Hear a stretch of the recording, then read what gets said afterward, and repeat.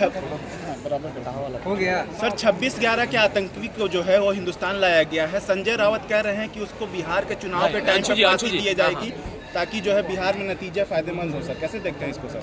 देशवा भैया थोड़ा सा इसको राजनीति से जोड़ के देखना विपक्ष की ये आदत बन गई है।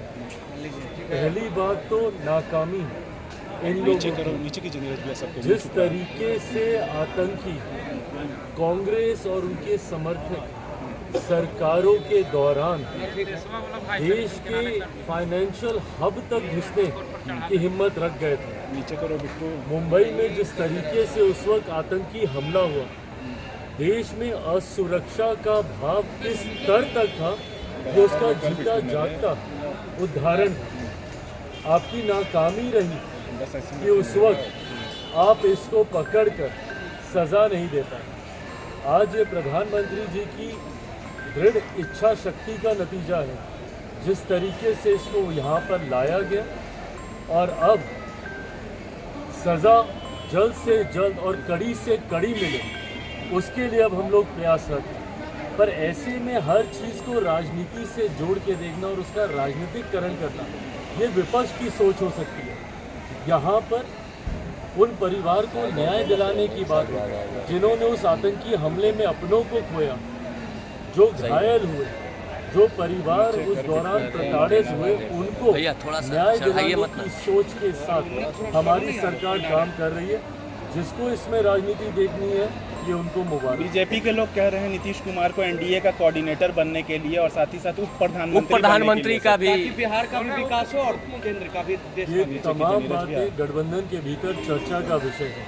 जब गठबंधन के भीतर ऐसे किसी विषय को लेकर औपचारिक चर्चा होगी तो पार्टी ज़रूर अपनी बातों को रखेगी। मुझे नहीं लगता कि इन विषयों पर इस तरीके से सार्वजनिक चर्चा होनी चाहिए। पलायन रोको नौकरी दो, आज कांग्रेस जो है वो मुख्यमंत्री आवास पहुंच रहे हैं और मुख्यमंत्री नीतीश कुमार का मुख्यमंत्री आवास का घेराव है। पलायन क्या सच में वाकई में बिहार में हो रहा है? पलायन किसके दौरान हुआ सबसे ज़्यादा ये तो बताएं ना। जिनके साथ, मुझे नहीं पता कांग्रेस अब गठबंधन में उनके साथ है कि नहीं, पर कांग्रेस वर्चस्व की लड़ाई राजद के साथ ही लड़ रही है। एक दूसरे के सामने ही राजद और कांग्रेस आज की तारीख में खड़ी हुई है। और जिस पलायन का ये जिक्र कर रहे हैं ये उसी राजद के समय में हुआ था।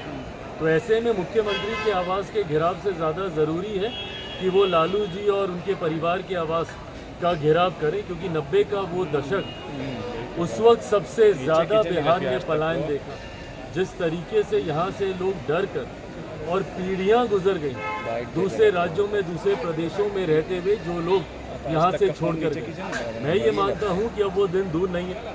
बिहार में विधानसभा चुनाव के बाद जो एक मजबूत एनडीए की सरकार बनने जा रही है, प्रधानमंत्री नरेंद्र मोदी जी की सोच वाली सरकार बनने जा रही है, पलायन तो रुकेगा ही रुकेगा, बल्कि बिहार में अब एक ऐसी व्यवस्था तैयार होने जा रही है। उस नींव को हम लोगों ने इतना मजबूत किया है कि आने वाले दिनों में उस पर एक ऐसी इमारत खड़ी होगी विकास की, जिससे पलायन तो रुकेगा ही रुकेगा, बल्कि रिवर्स माइग्रेशन भी शुरू होगा। जो लोग पलायन कर कर बिहार से बाहर गए हैं वो लोग भी अब अपने राज्य आकर यहीं पर व्यवस्थित तरीके से अपने जीवन को यापन कर सकेंगे। उस व्यवस्था के निर्माण की तैयारी अब हमारी सरकार करने जा रही है। प्रशांत किशोर रैली कर रहे हैं और 10 लाख आने का दावा था।